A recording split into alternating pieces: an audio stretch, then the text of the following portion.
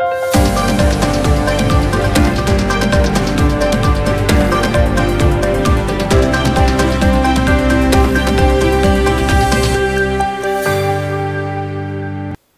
मी Priyanka Shankarnath news चॅनलच्या मराठी बातमीपत्रात आपलं स्वागत करते। पाहुयात आजच्या काही मुख्य बातम्या। विजयराव शिंदे यांनी उमेदवारी अर्ज भरून एकच खळबळ माजवून दिली आहे। विजयराज शिंदे यांनी एक अपक्ष आणि एक पक्षाकडून असे 2 उमेदवारी अर्ज भरले आहेत।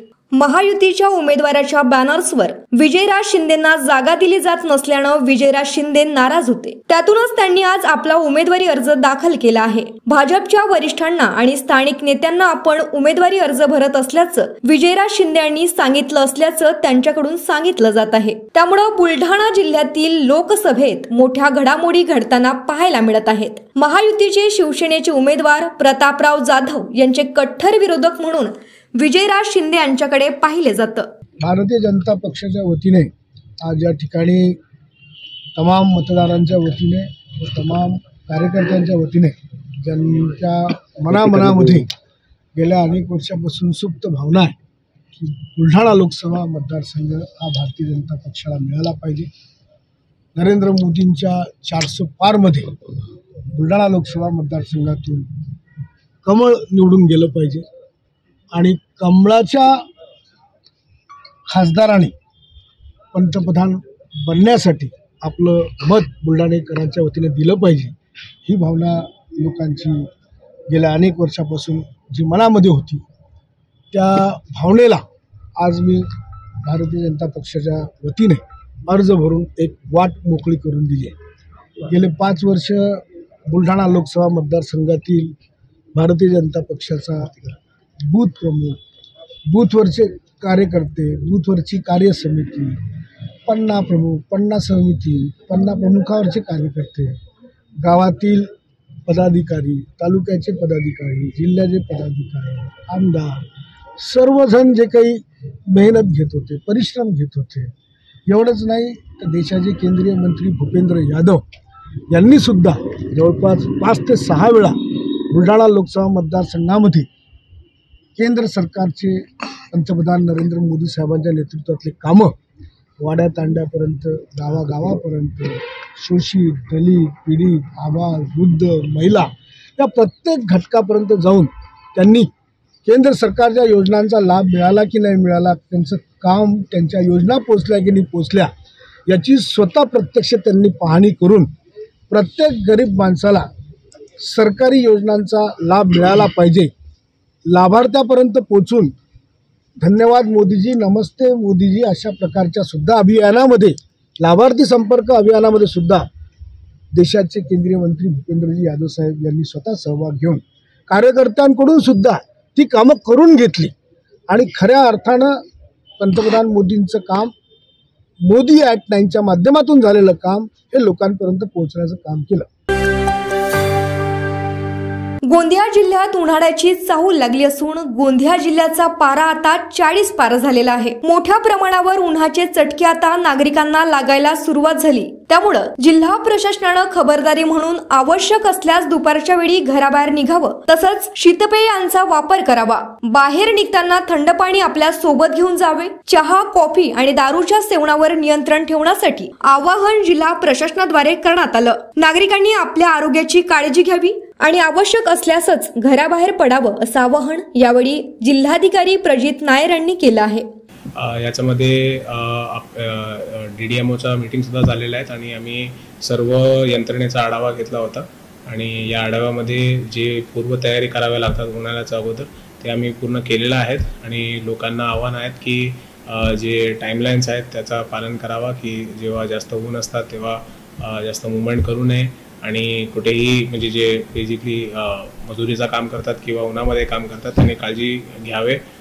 पाणी आणि फ्लुइडचा इंटेक वाढवावा आणि विशेष करून डाययुरेटिक्स म्हणजे चाय, कॉफी किंवा बाकी असं दारूचं सेवन जे आहे ते कमी करायला पाहिजे, कारण की उन्हाळ्याच्या वेळी हीट स्ट्रोक येण्याची शक्यता वाढतात याच्यामुळे।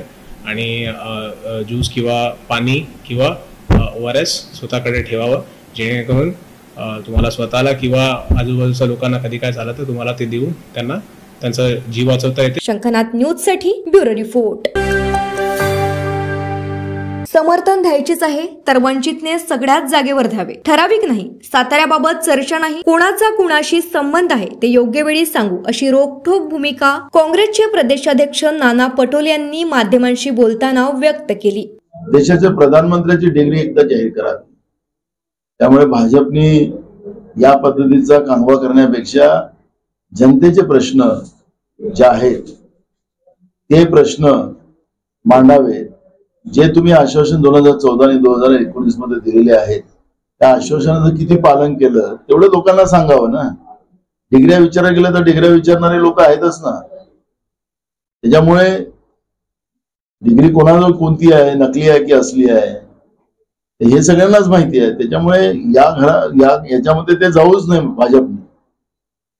रश्मी बर्वेच्या जात वैधता प्रमाणपत्राला घेऊन 6 महिने आधीपासूनच प्रश्न उपस्थित केले जात होते. असं असताना देखील काँग्रेसने त्यांना उमेदवारी दिली, त्याबद्दल अनेक चर्चा आहे. आता विषय क्लोज झाला, त्याच्यामुळे आता ते चर्चेचा विषयच नाही. निवडणूक प्रक्रिया सुरू झालेली आहे. काँग्रेसचा पंच तिथं उभा आहे आणि काँग्रेस त्या ठिकाणी निवडून येईल. महाविकास आघाडीच्या सांगली, भिवंडी आणि मुंबई जागेवर चर्चा थांबली होती. काल बैठक झाली. दिल्लीतून काय चर्चा झाली ते आदेश देणार, त्याचे पालन करू. प्रकाश आंबेडकर यांना आम्ही कुठलंही समर्थन मागितलं नाही. त्यांना द्यायचे असेल तर ते देऊ शकतात. मी पण वंचित आहे, शेतकऱ्यांचा मुलगा आहे. मला वैयक्तिक टॉर्चर केले जात आहे, हे काही बरोबर नाही. त्याचे उत्तर योग्य वेळी देऊ असे स्पष्ट करतानाच रामटेकमध्ये आता रश्मी बर्वे विषय संपला आहे. आता काँग्रेसचे उमेदवार उभे आहेत, ते नक्की निवडून येतील. शंखनाथ न्यूज साठी ब्युरो रिपोर्ट. अमरावती शहरातील बिजिलँड सेंटरमधील साईनाथ मार्केटिंग इथं मध्यरात्रीच्या सुमारास भीषण आग लागली. विदर्भातील सर्वात मोठं कापड मार्केटमधील साईनाथ मार्केटमध्ये आग लागल्यानं लाखोंचं नुकसान झालं असल्याची माहिती आहे. शॉर्ट सर्किटमुळे ही आग लागल्याचा प्राथमिक अंदाज आहे. मध्यरात्री अग्निशमन दलाच्या 4 गाड्या घटनास्थळी दाखल झाल्या आणि 2 तासानंतर आग आटोक्यात आणण्यात अग्निशमन विभागाला यश आलं आहे. शंखनाथ न्यूज साठी ब्युरो रिपोर्ट. यवतमाळ वाशिम मतदारसंघातून योग्य वेळी योग्य उमेदवार महायुतीतर्फे दिला जाईल अशी स्पष्ट ग्वाही वन सांस्कृतिक कार्य व मत्स्य व्यवसाय मंत्री तसेच चंद्रपूर लोकसभा मतदारसंघाचे भाजप महायुती उमेदवार सुधीर मुनगंटीवार यांनी माध्यमांशी बोलताना दिली. एकनाथ खडसे भाजप प्रवेशाबाबत बोलताना ते भाजपमध्ये येणार आहेत की नाही येणार आहेत हे एकनाथ खडसेच सांगू शकतील. मला या संदर्भात अधिक माहिती नाही. दरम्यान संजय राऊत यांनी एकदम सभ्य भाषेत टीका केली आहे का? जेव्हा एखादा व्यक्ती अतिशय खालच्या भाषेत बोलतो, आपण कोणत्या स्तरावर आरोप करतो, जेव्हा नीच आणि निम्य शब्दांचा उपयोग पंतप्रधानांबद्दल करतो, एखाद्या कार्यकर्त्याला स्वाभाविकच राग येतो. एखाद्या कार्यकर्त्याचा राग अनावर झाला तर अशा प्रसंगी बोलतो, असेही खडे बोल मुनगंटीवार यांनी सुनावलं आहे. या संदर्भामध्ये तेच भाष्य करू शकतील की ते येणार आहे की नाही, मला याच्यातली माहिती नाही. कॅन्डिडेट जाहीर होणार नाही म्हणजे कधी उशीर लागतो, पण संभ्रम कशाचा आहे? काही ठिकाणी तर शेवटच्या दिवशी कॅन्डिडेट घोषित होतो. संभ्रम असलं तर काही कारण नाही, संभ्रम नसतो. ती एक जी तुमच्या लक्षात येत नाही ती निवडणुकीमधली एक योजना असते की कोणत्या क्षणी योग्य क्षणी कॅन्डिडेट जाहीर करायचं. आता हे तुमच्या लक्षात येत नाही ती गोष्ट आहे. भाजपवर टीका केली होती आणि त्याला उत्तर जागा आम्ही असील भाषेतली टीका केलेली आहे, याकडे तुम्ही कसं बघता आणि काय सांगा? नाही म्हणजे कोणी अशी भाषेत टीका केली आणि संजय राऊतांनी काय एकदम सज्जन भाषेत केली आहे? सज्जन भाषेत केली आहे, सुसंस्कारित भाषेत केली आहे का? असं आहे की जेव्हा एखादा व्यक्ती अतिशय खालती येऊन बोलतो, आपण कोणत्या स्तरावर आहोत हे विसरतो. जेव्हा नीच आणि निम्न शब्दाचा उपयोग पंतप्रधानाच्या बद्दल करतो तेव्हा एखादा कार्यकर्त्याला स्वाभाविक राग येतो. साधारणतः आमच्या पक्षाचे जे नेते आहे ते संयमाने बोलतात, पण एखाद्या कार्यकर्त्याचा राग अनावर झाला अशा प्रसंगात बोलतो. यासाठी संजय राऊतही गंभीर घेत नाही, तुम्ही घेऊ नका. जाहीर यांना तिकीट नाकारल्यामुळे त्यांचे समर्थक नाराज असल्याची चर्चा होते, काय कसं बघता? माझ्या दृष्टीने भाजपमध्ये व्यक्तीचे कधीच समर्थक नसतात, विचाराचे समर्थक असतात. भाजप ज्यांना समजत नाही, लक्षात येत नाही असे लोक यामध्ये उपद्व्याप करतात. शंखनाथ न्यूज साठी ब्युरो रिपोर्ट. नागपूर लोकसभा मतदारसंघाचे महायुतीचे उमेदवार केंद्रीय रस्ते वाहतूक व महामार्ग मंत्री नितीनजी गडकरी यांच्या प्रचारार्थ सोमवारी निघालेल्या लोकसंवाद यात्रेला उत्तर नागपुरात उत्स्फूर्त प्रतिसाद मिळाला. उत्तर नागपूरच्या ठिकठिकाणी भर उन्हातही रस्त्याच्या दुतर्फा नागपूरकरांनी गडकरींचं जल्लोषात स्वागत केलं. इंदोरा बौद्ध विहार परिसरात प्रभाग 9चे माजी नगरसेवक दीपक अरोरा यांच्या मार्गदर्शनात वॉर्ड अध्यक्ष प्रवीण सावरे यांनी त्यांच्या कार्यकर्त्यांसोबत मिळून गडकरींचं फुलवृष्टी करून स्वागत केलं. यावेळी परिसरात अनेक ठिकाणी पुष्पवृष्टी करण्यात आली. कहो दिल से नितीनजी फिर से अशा घोषणा देण्यात आल्या. गडकरी यांच्या प्रचारासाठी सजविण्यात आलेल्या खास रथावर स्वार झालेले गडकरींनी लोकांचे हात उंचावत अभिवादन केलं. कुठे ढोल ताशाच्या गजरात तर कुठं ओक्षवाण करून लोक स्वागत करीत होते. अनेक वस्त्यांमधील ज्येष्ठ नागरिकांनी त्यांना प्रत्यक्ष भेटून आशीर्वाद दिलं. गाड़ी से दूरी बनाए रखिए. गाड़ी से दूरी बनाए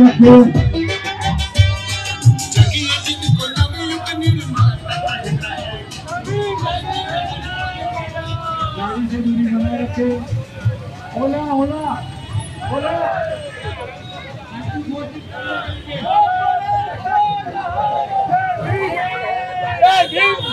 हो सर, आम्हाला पूर्ण विश्वास आहे की गडकरी साहेब निवडून येतीलच, कारण की त्यांचं कार्य खूप मोठं आहे.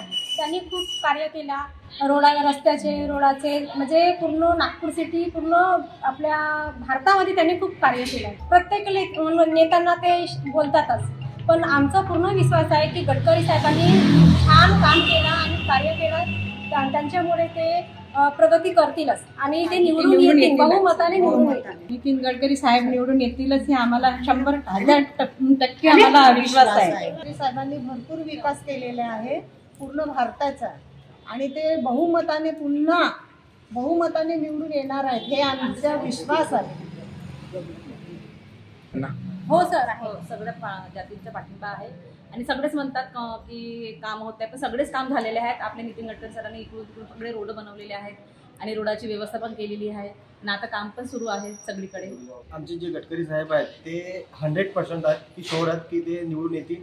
आणि जो पाण्याच्या प्रश्नाचे विरोधी लोक करून राहिलेले आहेत, मी त्यांना सांगू इच्छित आहो की आता 75% लोकांना 24 तास पाणी मिळून राहिलं नागपूर शहराच्या अंदर आणि बहुत जल्दी उत्तर नागपूरमध्ये पण 24 तास पाणी मिळेल अशी आमची अपेक्षा नितीन गडकरी साहेबांकडून. सर, आज इंदोरा वस्तीमध्ये कुठल्याही प्रकारचा विकास विरोधी पार्टीकडून झालेला नव्हता, लेकिन आज आमचे कार्यकर्ता आहेत आणि गडकरी साहेबांकडे निवेदन देतो आणि प्रत्येक ते विकासाकडे ध्यान देतात. आज सिमेंट रोड, डांबरीकरण, आज पाणी पुरवठा आज आमच्या वस्तीमध्ये होऊन राहिलेला आहे. आम्हाला मालूम आहे की विकास किती होऊन राहिलेला आहे. विरोधक सर किती पण काही बोलत ते आम्हाला मालूम आहे की आम्ही गडकरी साहेब किती विकास करून राहिले आम्हाला मालूम आहे. नितीन गडकरी साहेब हे पुन्हा म्हणजे एकदा ते येणारच निवडून, इथं हमखास आम्हाला सगळ्यांनाच माहिती आहे आणि खूप छान कामही आहेत त्यांचे. इंदोरा बुद्धविहारामध्ये येते ते खूप चांगलं वाटतंय आम्हाला आणि त्यांचे इम्प्रूव्हमेंट पण खूप चांगलं आहे जे काही करते आणि ते येणारच हमखास बहुमताने येतीलच. कॅमेरामॅन प्रवीणसह सनी भोंगाडे, शंखनाथ न्यूज नागपूर. तर हे होतं आजचं बातमीपत्र. पुन्हा भेटूयात पुढील बातमीपत्रात. तोवर बघत राहा शंखनाथ आवाज सत्याचा. नमस्कार. सर्व प्रकारच्या पाळीव प्राण्यांसाठी अत्यंत गुणकारी इनोटॉक्स पौष्टिक आहार. नैसर्गिक वापरा, केमिकल टाळा. इनोटॉक्स सह रोगराईस आळा घाला. पशुखाद्य टेक्नॉलॉजिकल ऑडिटिव्ह उत्पादनासाठी महाराष्ट्रातील सर्व जिल्हे व तालुक्यात डीलर्स नेमणे आहे. अधिक माहितीसाठी संपर्क करा 8446625542 738775157.